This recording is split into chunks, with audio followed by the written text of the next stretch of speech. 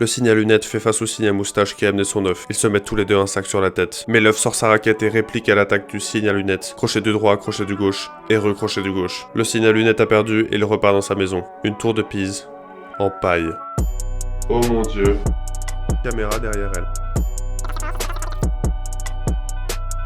Bienvenue dans la deuxième partie de la trilogie, 7 jours intenses pour améliorer sa mémoire. Aujourd'hui, c'est la mémoire numérique. Sur cette partie du défi, on va apprendre le plus de décimales de pi qu'on peut en 2 jours. En plus, on va apprendre à retenir le numéro de téléphone facilement. Et vous allez aussi voir mes tests de mémoire numérique au début et à la fin de la semaine. En plus, je vous ai gardé un petit bonus pour la fin. Mais d'abord, si vous n'avez pas vu la première vidéo, je vous invite à aller la voir pour comprendre en quoi consiste ce défi. On va tout de suite commencer avec le premier, Number Memory. En moyenne, quelqu'un peut se souvenir de 7 nombres à la fois. Donc, est-ce que je peux faire plus 8? Bon, ça n'a pas l'air très dur.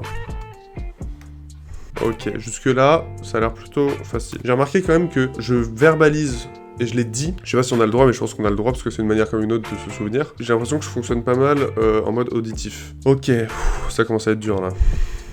91. Ah, je crois que je l'ai pas du tout. 59, 14, 91, 14... Non mais il manque quelque chose quelque part là.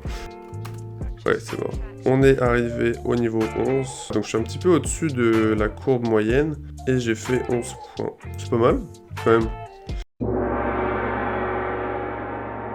On est maintenant au challenge des nombres, c'est-à-dire qu'on a 2 jours, aujourd'hui et demain, pour apprendre pas l'intégralité du coup du nombre pi parce que il est infini, mais le plus qu'on peut. Et il semble que la meilleure manière, c'est de combiner 2 techniques mémorielles, la table de rappel et les palais de la mémoire. La table de rappel, c'est simplement associer chaque chiffre à un objet, pouvoir transformer n'importe quelle suite de chiffres en une image. Par exemple, le 0, ça me fait penser à un 9. Pour le 1, j'ai choisi la tour de Pise. Ensuite, pour le 2, j'ai choisi le signe, c'est assez classique, mais si vous voyez la tête du signe, ça fait un petit peu la forme d'un 2. Pour le 3, la moustache. Le 4, un cintre. Pour le 5, on peut voir un hameçon. Pour le 6, un sac plastique. Pour le 7, une paille. Le 8, il suffit de le renverser et ça fait des lunettes. Et le 9, c'est une sorte de raquette de tennis qui est un peu courbée du coup. Maintenant, en plus d'utiliser cette technique, vous allez voir très vite comment ça marche, on va utiliser un palais de la mémoire. Un palais de la mémoire, c'est un espace que vous connaissez très bien. Ça peut être votre entrée, votre salle de bain. Ça peut être un espace imaginé, mais il faut concrètement que vous connaissiez tous ces détails. Maintenant, on va combiner à chaque fois les images par 2 et on va les placer quelque part dans notre palais de la mémoire pour que ça fasse une progression logique. Par exemple, on veut retenir ce numéro de téléphone. 06, 95, 91, 81. Donc bon, on va passer le 06 parce que la plupart des numéros de téléphone commencent par 06. Maintenant, 95. Si vous vous souvenez bien, le 9, c'est la raquette de tennis et le 5, c'est un hameçon.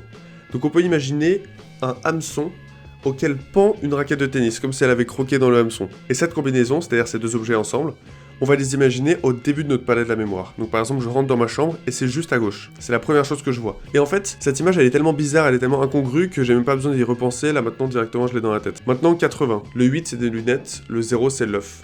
Donc c'est une paire de lunettes avec à chaque fois à la place des verres 2 œufs. Et ça, c'est juste à côté, près de mon lit. Le 11, c'est 2 tours de Pise. On a tout simplement 2 tours de Pise qui se sont penchées et qui ont fini par se toucher, ce qui fait qu'elles tombent pas. Ce qui est bien, c'est d'avoir un certain nombre d'emplacements prédéfinis. Comme ça, vous savez exactement, ça c'est la première chose que je vois à gauche, ça c'est ensuite à côté de mon lit, ça ensuite c'est posé sur la table. Donc juste après, posé sur la table, c'est-à-dire juste là derrière, on a les 2 tours de Pise. Et maintenant le 81, c'est facile, les lunettes, tour de Pise, bon, c'était un peu répétitif, hein. Mais on a une tour de Pise qui porte des lunettes tout en haut, et ça c'est sur l'étagère juste à côté. Et ce qui est pas mal, c'est que plus ces associations elles sont bizarres, elles sont incongrues, mieux elles marchent, et plus elles viennent directement à l'esprit. 06, 95, 80, 11... 81. Et voilà. L'avantage de cette technique, c'est que c'est l'inverse du bourrage de crâne. Parce que dans le bourrage de crâne, plus vous allez répéter en boucle le texte ou le numéro que vous essayez d'apprendre, plus ça va vous paraître ennuyant, parce que vous apprenez rien à chaque fois, c'est toujours la même chose. Alors que là, à chaque fois que vous vous rappelez, c'est comme si vous repassiez par le même chemin mental, vous refaites les connexions neuronales, et vous les rendez encore plus fortes. Ce qui fait que plus on y pense, plus ça va vite. Mais si vous êtes plus à l'aise, vous pouvez aussi faire la méthode du cartoon. C'est-à-dire que vous faites une petite histoire. Par exemple, vous avez une raquette qui tient un hameçon à la main et qui court après un bonhomme qui a des lunettes, mais qui a des œufs à la place des verres, donc il voit rien. Donc il se fait courser, il sait pas exactement où il va. Ensuite, il passe juste en dessous des 2 tours de Pise, et là il se retourne et il se rend compte qu'il y a une des tours de Pise qui a des lunettes. Donc maintenant, on va tester ça sur Pi. On est au milieu de la deuxième journée, il est 14h30, donc il me reste 9h30 jusqu'à minuit. Et j'ai réussi à réciter les 100 premiers à peu près correctement, avec juste quelques erreurs. Je suis pas très loin, on s'approche. On va essayer de moins faire les 140 qui sont sur le tableau. Alors, vous me voyez sans doute venir avec mon analyse évolutionnaire à 2 balles, mais à mon avis, si le palais de la mémoire, ça fonctionne aussi bien, c'est parce que, évolutionnairement, on est fait pour bouger dans un environnement dynamique, et pour se rappeler de choses vraiment spatiales, pour se rappeler de où est la nourriture, pour se rappeler de où sont les prédateurs, pas du tout pour se rappeler de suites de symboles comme des nombres super grands ou alors des livres. Ce qui fait que, logiquement, bon du coup c'est pas vraiment prouvable scientifiquement, mais dès qu'on va traduire une suite de symboles, que ce soit des mots ou des chiffres, en quelque chose de spatial, notre cerveau va beaucoup plus facilement faire les liens. Bon, c'était la petite théorie qui m'est bien. Juste là, vous avez les 140 premiers chiffres de pi. Et comme je veux pas être tenté de tricher, je vais enlever le retour caméra. Voilà qui est mieux. Je n'ai absolument plus aucune énergie mentale, mais il y a moyen, je dis bien il y a moyen, que je les connaisse tous. C'est parti. 3, virgule.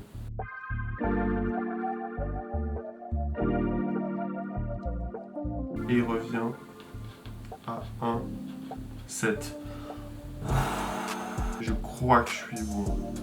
Allez. Oh mon dieu, je l'ai fait. Oh mon dieu. Et bam, challenge réussi. Cette technique est vraiment intéressante parce que maintenant que c'est fixé, ça disparaît vraiment pas. Parce qu'en fait, comme c'est des personnages avec des actions, ça prend tout son sens. Mais il nous reste quand même quelque chose à faire. On va refaire les tests de Human Benchmark, mais cette fois en utilisant les techniques mémorielles qu'on a appris. Pour les nombres, alors ça va être dur parce que ça va être rapide. Mais on va essayer de les imaginer sous forme d'objets avec nos tables de rappel et de créer des images. 5, c'est le crochet! C'est le crochet! Alors en fait, c'est absolument impossible de traduire les chiffres en objets parce que ça prend trop de temps. Là, même avec ça, j'ai pas du tout réussi à le faire. 29, 62. 0, 2, 3. La dernière fois, on avait fait 11. Voilà. Il semble que pour les nombres, en tout cas d'après cette expérience, c'est pas facile d'améliorer la mémoire de court terme. Petit bonus, nous sommes une semaine après la fin de ce défi, même un petit peu plus, et bien que cette technique n'a pas permis d'améliorer mon score sur le test rapide, on va voir si elle me permet de retenir pi pendant plus d'une semaine. Alors cette fois je vais le faire à l'oral, ça va être super sympa pour le montage, surtout si je fais des pauses toutes les 2 secondes. 3,4. Déjà c'est pas ça. 3,14159,2. Là on rentre dans le dessin animé. 9, 7, 5, 0, 2, 8, 7, 0, ou plutôt 0, 7, 0, 7 plutôt, 6, 0.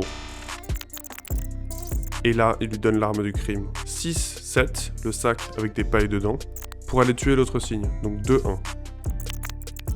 8, 2, 2, 3, 1, 7. Bon bah, je vais devoir faire le montage pour voir si j'avais raison.